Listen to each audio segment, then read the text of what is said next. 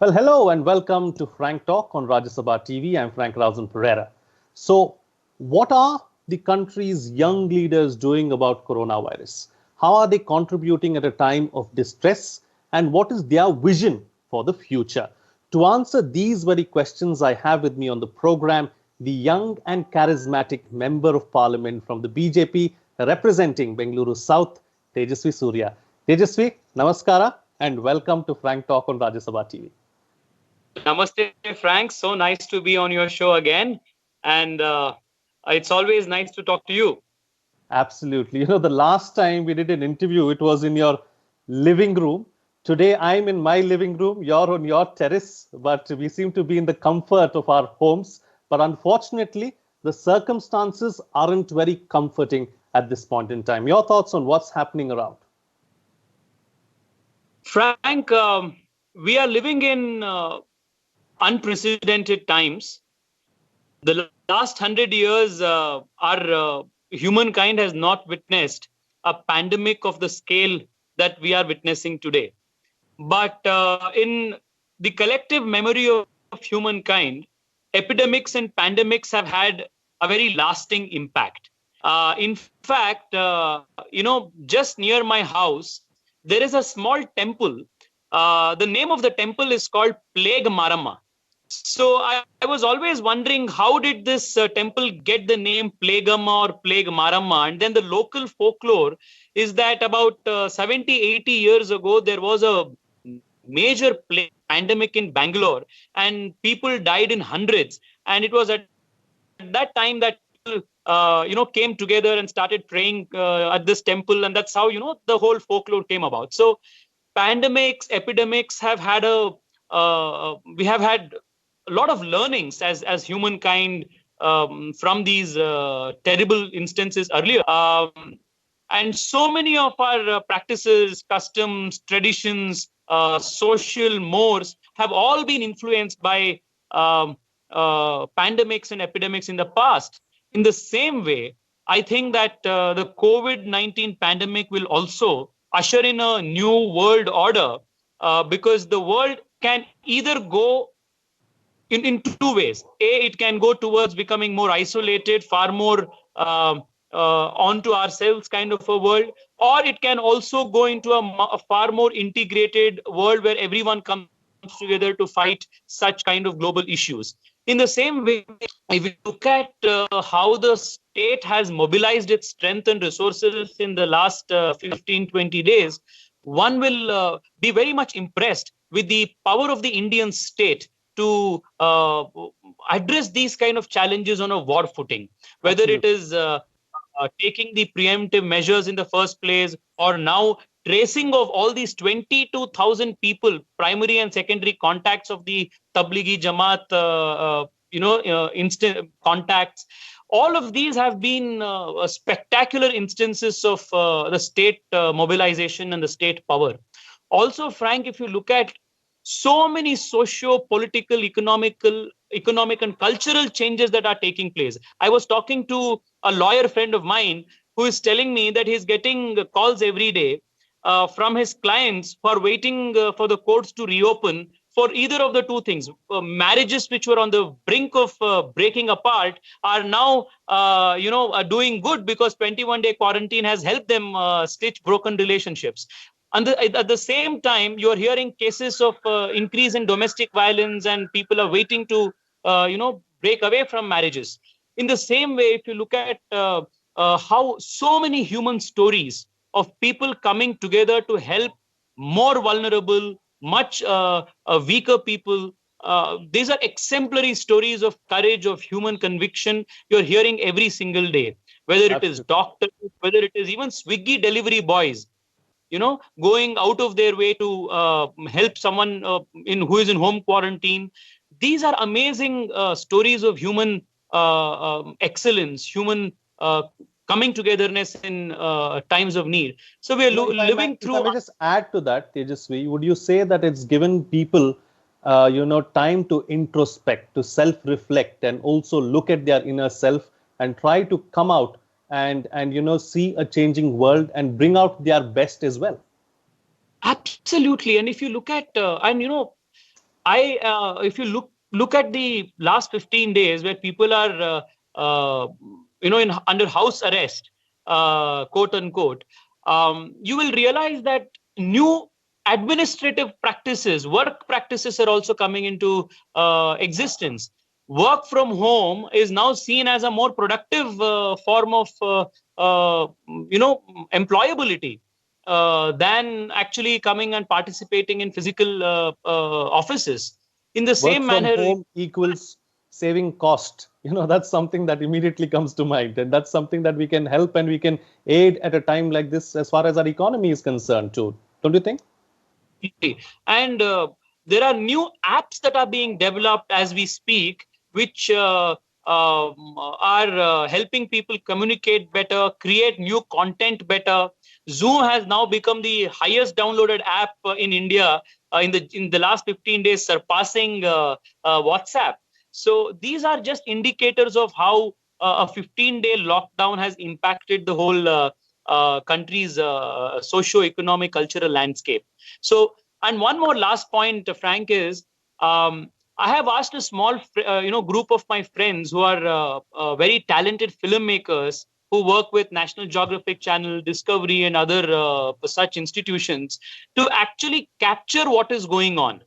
Because, this is the first time in the history of humankind that we are living through a pandemic where we have digital means to record all of these things. So this is a very, very, very interesting exercise that must be undertaken, because every single thing that we are capturing today, whether it is, the empty streets of Delhi, Bombay, or Bangalore, the how people, families of 10 and 12 living in 10 by 6 small shanty accommodations where social distancing is something impractical to be followed, are still managing to be in that confined environment for days together. These are exemplary stories of exemplary human stories that need to be recorded, told, and saved for posterity. Absolutely. Talking about what people are doing, let's talk about what you are doing. How is it that you have contributed? How is it that you have ensured that people are observing the lockdown, staying at home, not venturing out? And tell us something about your task force as well that you started. I want to know more. Yeah, Frank, thank you. So the very first challenge that we felt once the lockdown was enforced was the lockdown cannot be universal in nature, because to buy essential commodities, to buy medicines, or to make an emergency visit to the hospital, one has to venture out. And like we have seen from studies of COVID cases from around the other parts of the world, you will realize that the most vulnerable population is the population beyond the age of 60 years, the senior citizen population. Therefore, we started this MP coronavirus task force in Bangalore South to primarily help all those senior citizens who are at home to get their essential commodities, medicines, groceries, vegetables delivered at their doorstep. They can call our volunteer helpline. We have about 150 trained volunteers who work as a virtual call center. Why don't you give us the number of the helpline, Tejaswi, while we're at it? Yes, thank you. 99464 99464. This is the number of the call center. So again, it was coming together of a few things. One, a young startup in Bangalore came along and said, we are going to give you this platform where 150 people sitting at the confines of their home can actually participate as volunteers who will answer calls. So it was amalgamation of tech and volunteerism. So about 150 people sit at their homes, answer these calls. In the same manner, we made groups of volunteers, police employees, all of these Samaritans in the local police station jurisdiction, and made 62 WhatsApp groups across my constituency. So these WhatsApp groups have members from 50 to 100. And the moment a request is made on a phone call, a request is transferred to the respective WhatsApp group depending on where the person needs help. So in the last 10 days, we have answered more than 32,000 phone calls, of which we have supplied groceries, medicines, vegetables, essential supplies for senior citizens, including cell and batteries to their hearing aid devices, help people, pregnant women deliver their kids, because, single mother is left here, father is in a different place. We have to help her. Dialysis patients, cancer patients who needed transport for chemotherapy. What was amazing, Frank, in this whole experiment was Bangalore is a young city. It's a startup city. And most of the startup founders in Bangalore are below the age of 35 and 30. All of them came forward. Ola came under the leadership of Bhavish Agarwal, and they gave us more than 200 Ola cabs to help people transport people for medical emergencies, whether someone wanted to go for a dialysis, whether someone wanted to go for a chest pain and someone had to get to a hospital, these kind of things. Let's Transport, another young startup in Bangalore, which is an aggregator of tempos and these public transport vehicles. They came together and gave us about 20 of their small truck, mini truck fleets, which is now used to distribute groceries, essentials, and things like that. In the same way, Kalera, a tech platform, came together to help us the WhatsApp calling and things like that. Cartoon Mango, another startup in Bangalore, came together to give us a back end of understanding how tasks can be created, volunteers can be assigned to places. People like Kiran Mazumdar Shah from Biocon have contributed more than 10,000 grocery kits which are being delivered. People have started community kitchens, and every day about 18 to 20,000 food packets are being distributed just in our constituency with the help of these task force members, to migrant laborers, people who do not have a roof over their head. All of this shows that good meaning people, if they come together, the work they do only multiplies. Absolutely. So this is the other thing that we have done, Frank, is on a pilot basis. From yesterday, we have started a home delivery, doorstep delivery, contactless home delivery of vegetables, fruits, and essentials in 2 wards in my constituency. I have proposed to the CM that if this works very well in my constituency, it has to be scaled up to the whole of the city, because Bangalore has more than 40 lakh households. So it is very difficult to ensure doorstep delivery of all essentials without a well thought through pilot in mind. So this is something that we are doing. In addition to that, our mandis, our vegetable mandis in the city were a big cause of concern, because every day morning more than 40,000 people would aggregate and come together in the KR market, the Kalasi-Palya markets. So what we did was we divided these markets, decentralized them into 7-8 different parts across the city. So we brought them from small confined places to big playgrounds in the city, where retailers could actually sit and long queues, maintaining social distancing, could be enforced. So these are some of the measures that we have put in place, apart from, of course, helping our doctors, the government hospitals which fall in my constituency with PPEs, with N95 masks, with better ventilators. Many Bangalore-based startups. Just today, the ICMR has announced advisory for rapid testing of antibody tests, and they give results in 10 minutes. So a Bangalore-based startup is at the forefront of leading this very necessary testing protocol. And it just shows that government, state agencies, private organizations, startups, well-meaning Samaritans, everyone has come together in this fight. And my job has only been to bring all of them together. All right, being very modest there, but since you're talking about good Samaritans, I'd like to share a story of mine as well. A senior of mine from school, from your neighboring constituency of Bangalore Central, is also going out and doing good work like this. He's associated with Beijing Bikes. They're delivering 2,000 food packets on a daily basis and delivering it to the poor, the needy, and also the police force, which is out and about and ensuring that some Yeah. kind of sanity prevails at the end of the day. We've spoken about the Good Samaritans, Tejasvi. Let's talk about the essential services that are in play as well. I know that the Bengaluru police is doing a stellar job. The police commissioner himself leading from the front, really, as far as dealing with the situation at hand is concerned. Absolutely, Frank. The idea that all of us have in our minds about police is generally seen as, a force that is a corrupt, a force that is high-handed. This is the general impression. But I think in this moment of crisis, the police as an institution across the country has risen to the challenge in an unprecedented fashion. And I can say from my experience in Bangalore that whether it is delivering essential supplies to doorstep for senior citizens, the police have done that. From filming short movies, 1-2 minute short movies in a very creative manner to educate people on the need to stay home, the police have done that.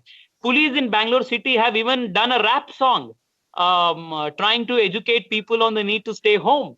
And in so far as tracing, I was very impressed when I was speaking to a very senior public health officials from a very reputed international organization, that India's home ministry and India's police have been extremely successful in contact tracing. One of the reasons why we have contained the virus spread till now is because our public health agencies, aided by our police department, has been phenomenal in contact tracing, isolating, testing, tracing, and treating. So that is something, again, which goes to the credit of the police department. And amazing, actually. The police have totally earned a different level of respect in the eyes of the public today. Absolutely. And there's a young ACP from Bengaluru Police that I would like to, call out as well, Tabarak Fatima, who's doing a fantastic job in her region. So moving on from there, let's look ahead, Tejasvi. We've spoken about what has been done so far, and what you have done, and what the city as a whole has come together and shown that there is some humanity and humanism left in humans, and that's what we've witnessed over the last couple of weeks or so. But looking ahead, the situation certainly doesn't look rosy. The cases are increasing by the day, and all estimates are that the number of cases will only go up. Are we prepared for the worst? Of course, it's good to be positive and hope for the best. But do we have the kind of capacity to deal with what might come in the days ahead? Frank, I personally believe that as we speak, the way the Indian organizations, the state government, the central government has responded to the crisis has been splendid. If you look at the surge in graph, in relation with other countries, we have done exceedingly well. Having said that, nothing can be taken for granted in this particular scenario. But I feel that the Indian government has this ingenious ability. Indian systems have these ingenious ability of coming up with ideas and solutions to tackle these problems in a very unique Indian manner. For example, the very idea of converting our railway bogies into isolation treatment facilities was something amazing. And if you look at how our state public health officials and especially district hospitals have responded, it is again very heartening, because our capacity is increased. Especially in Bangalore, many hotels are now being converted into quarantine facilities and attached to the nearest hospital to treat higher number of patients if the need escalates. Many apartments which are constructed, ready to occupy, but not yet occupied. The huge inventory of that lies in every big city in India. So the state agencies are working to convert even those facilities for quarantining and isolating positive patients if there is a surge in the coming days. So in terms of procurement of PPEs and masks and other essential protective gear, both states as well as the central government have been importing, procuring, manufacturing a good quantity of these things and are being made available to our doctors and frontline health workers. In addition to that, if you look at West Bengal and a couple of other states, some really ingenious ideas were also put in place, where raincoats were also used for as a protective equipment by a few doctors. This is not to take away the fact that we would need full-fledged protective gear, but like I said, Indian systems come up with some ingenious alternatives which do work in times of distress. In the same way, the way at which the country's testing agencies, whether it is ICMR, authorities like ICMR, DCGA, and National Institute of Virology, all of them have come together in a very coordinated fashion to increase our testing capacity. All these days we were doing our RT-PCR testing. From today we are now starting rapid testing as well. So that is something that is progressing well. Many people are expressing the need for increasing the number of tests in India. And with the advent of a rapid testing module, I'm sure that there will be a far higher testing mechanism in the country. So I think we have done pretty well today as of now. And the agencies of the state are very well aware of the challenge that is before them. And what is very heartening is politics today has taken a backseat. Right. Well, Arvind Kejriwalji's decision of extending Ayushman Bharat to residents of Delhi, or the way various state governments of different political hues have come together as one to coordinate this effort, that also shows the political maturity of the Indian leadership at this moment. So that is also something. So overall, I think good, and we will win this together, Frank. Absolutely. We have to work together and we have to overcome this pandemic that is staring in our faces as well. But one more aspect that we need to speak about that we haven't touched upon. You spoke about Startup India. You spoke about Bengaluru being an IT hub. You spoke about how there have been several startups that have done some fabulous work there. But if you look at the economic side of it, the highest impact is probably going to be felt by the SMEs and the MSMEs. So is there a plan for them in the days to come? Because let's not run away from it or let's not hide from it. There's definitely going to be an economic impact. It's too early to assess how bad it is going to be. That's for a later stage, of course. But how do we brace for this situation? Absolutely. So, Frank, the whole world is staring at a no growth or a low growth year in the coming days. So, entire supply chain infrastructure is broken. Import-export regimes of all countries around the world are facing a very distinct, never-before-seen kind of a crisis. And starting from matchbox to airplane manufacturing, all sectors are hit. So there is no denying or looking away from this economic reality. However, credit must be given to the finance ministry because they have come up with such a spectacular, quick economic relief package, starting with DBT of to the farmers, to the unorganized sector, to increasing the PDS rationing system, the outlay of that, to also the moratorium on loans, the non-recognition of NPAs, the various stimulus packages that are contemplated. But what can be said at this stage is that the government is very clearly aware that this is a looming, a very staring economic crisis of extreme importance, and the government will do everything in its capacity to ameliorate the situation for all segments and sectors of the economy. So the most vulnerable will be protected first, and rest every single sector and segment of the country's economy will be given enough cushion, enough stimuli, enough monetary fiscal support to bounce back. So there have been many articles that are being written on how 25, 30 year long-term bond loans can be raised from international markets, how this is not the time for fiscal prudence of saying we are going to keep the fiscal deficit, say within 3.5 or 3.6, but this is the time for more spending by the state. So these are all being thought of, and as alternative suggestions. I'm sure the government at the highest levels is invested in addressing all of these issues. Absolutely. You know, one question that's on everyone's minds, of course, is we are getting into the realm of speculation here. Is the lockdown going to continue post the 21 days, post April 14th? I think a lot of these questions, are still too early to be answered today, because the purpose of the lockdown is very simple.